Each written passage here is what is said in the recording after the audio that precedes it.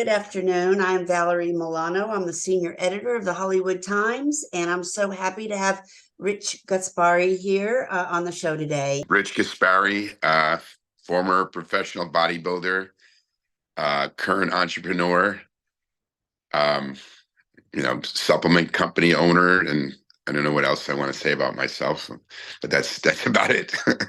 Okay. Well, yes, Rich Gaspari is a name that carries so much cachet. Cachet in the world of bodybuilding and muscle nutrition.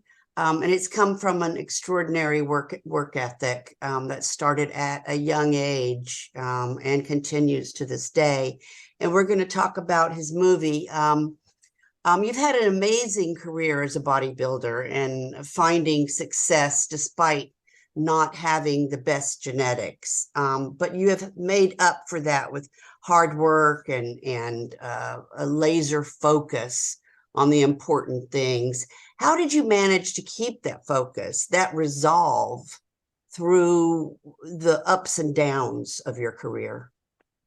I mean, it's not always easy to keep your focus when, you have adversity in your life that can affect, your thinking. I constantly, just keep a positive mindset. I always believe that, under any bad times, that they eventually will go and that good times will come. I try to always put that into my head.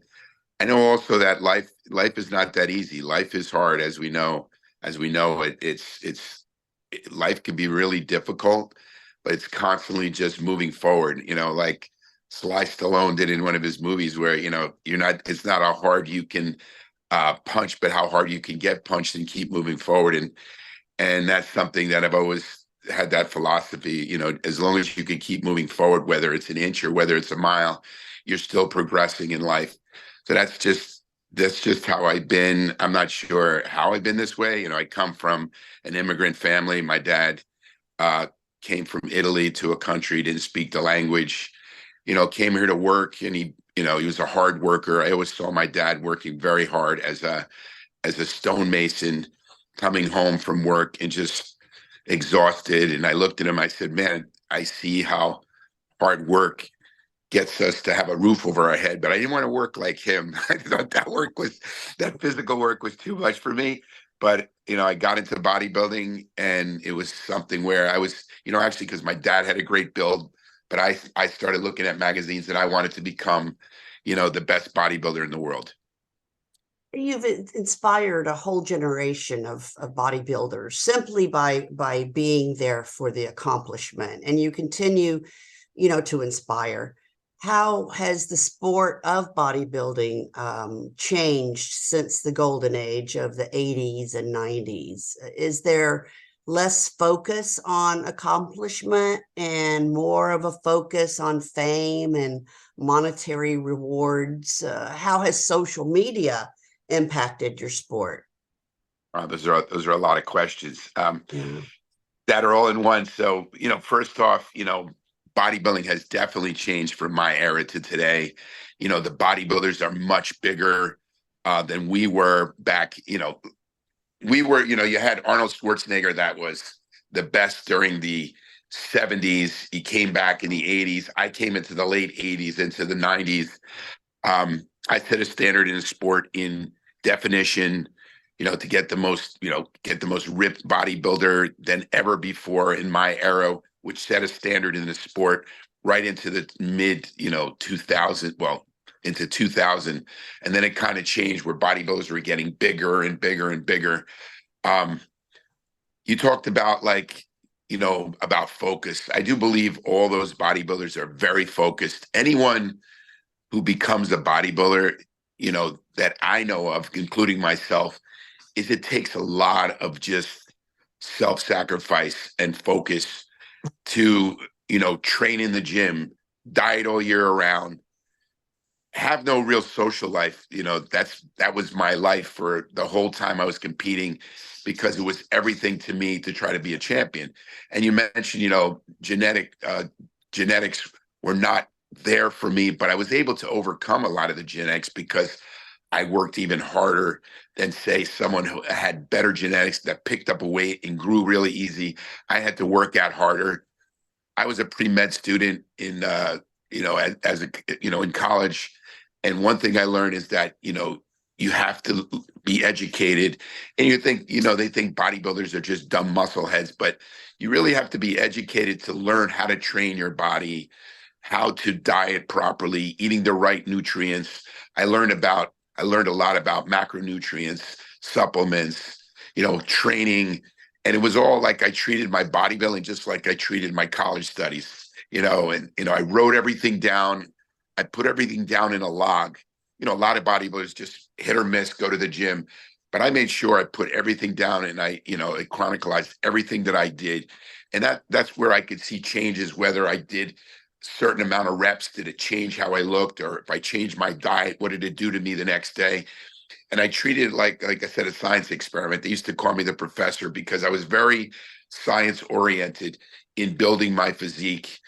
Besides the hard work, it was also focusing what I was doing and whether it was working or not. You also mentioned about social media. What was making us famous back in the day were magazines. Today, there's no magazines or very little. Nobody pays attention to magazines. Everything is through social media. So all these new bodybuilders have built themselves up through social media, showing their lifestyle. And some guys are really, really good at it. Some guys are not. The guys who end up becoming, I call the unicorns, are the guys that are very good at social media, but that are also really good at bodybuilding. And those are the guys that do really well in competitions, yet they have millions of followers. And it's amazing how today you have these young guys that have just astronomical amount of following because they were building that, focused on building their following. And then besides that, competing, which I think in some way it was even harder what they're doing than what I was doing. I mean, I focused on becoming the best. I was noticed by the magazines. Joe Weider at the time, he would put me on the magazine covers, put me inside articles, and those magazines were distributed throughout the world. So it made me world famous. Now people are famous through social media.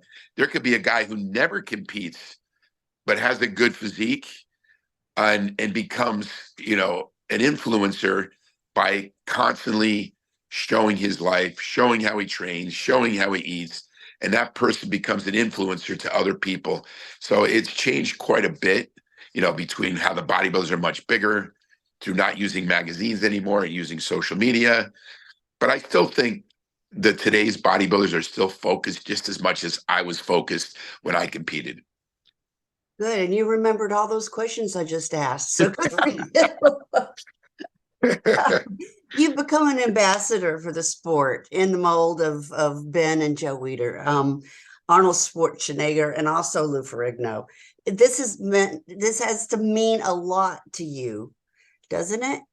Can you talk Very about that? much, Yeah. very much so. You have to understand. I mean, some of the young kids don't know who Joe Weider was, but Joe Weider, when I was a kid, I wanted to be able to meet Joe Weider. Joe Weider was the guy who built champions. I read about Arnold Schwarzenegger. I read about Lou Ferrigno when I was a young kid, when I was 10 years old, 11 years old, 12 years old. When I finally got to meet my heroes and they became my friends, to me, it was a totally amazing, task that I was able to go from this admirer to being at their level, so it was amazing. And, I really look at, guys like, Arnold Schwarzenegger, and you mentioned Lou Ferrigno. Those were all the guys that inspired me to do what I did. Eventually, moving to California and, going there and, saying to Arnold, like, do you remember who I was? I came to you when I was 13 years old at a mall, at a book signing, but I'm here in California now, and I'm here to be a champion. And that was my mindset. When I moved to California, I was told that I was competing in New Jersey and winning all the contests, but I was told I was a big fish in a little pond. So I was told if I moved to California, that I was going to just be, I was going to go into obscurity. But I proved them. I said, I went to California. I said, I'm going to be a champion, whether it's in New Jersey or whether it's in California. I'm going to do it. Okay. Yeah. And just to switch subjects here a minute, the line of supplements that you've developed might be as impressive as any of the things that you have accomplished as a competitor. And your commitment to proving the effectiveness and your investment, is amazing in that proof. How important to your legacy is the respect Gaspari Nutrition has become among those in and around the sport? Well, I took on the supplement industry like I did in bodybuilding. I knew that it wasn't going to be an easy task because there's a lot of money that's needed to start a company, but I started very small. I started out where I went to a manufacturer because I knew, because I studied nutrition, about supplementation. So I went to the local manufacturers here in New Jersey, and looked at what products were out there. And then what I did is, just like the hard work in building my body, I started building my company, going door to door. Like, I used to go to all these gyms everywhere because I was famous as a bodybuilder. But then I said I had to go and switch gears to become a business person. And actually, it wasn't that easy because the same people that respected me as this athlete, now I was trying to sell them on a product. And normally I was treated like, I was put on a pedestal, had the red carpet. But now the other way, I ended up becoming the salesman that a lot of times the doors were slammed on me, but I had to keep trying and trying to get my product into the doors. And just like you said, I believed in my products. I got into making supplements because I wanted to make the best products that I could use, when I was competing in bodybuilding. And I wanted to make these products to help other bodybuilders and other fitness enthusiasts. So I studied more on the whole supplementation in products that I started developing in my line. And I'm very proud of them. Like any of my products, I make sure I use them. Of course, I want to make money. It's a business, but I do take pride that I make products to help others. And I always say one thing, the most important sale is the second sale, meaning if you make a good quality product, that person will continue buying that product. If you make a crappy product, you may sell them the first time, but then that product is not going to be sustainable. So that was my philosophy. And I've been doing this now for 26 years. We're in over 50 countries around the world that I continue to grow my company. Wonderful. Congratulations on that. Thank you. And then getting back onto the film, it's somewhat of a new release. It's called Generation Iron. It's a documentary, right? The first authorized biography. You're from New Jersey, and it's on major streaming platforms. Yes. It's an amazing tribute to you, your accomplishments on stage and in your life. At the end of the day, what will you look back upon in your life and say, this is what I am most proud of accomplishing? You think?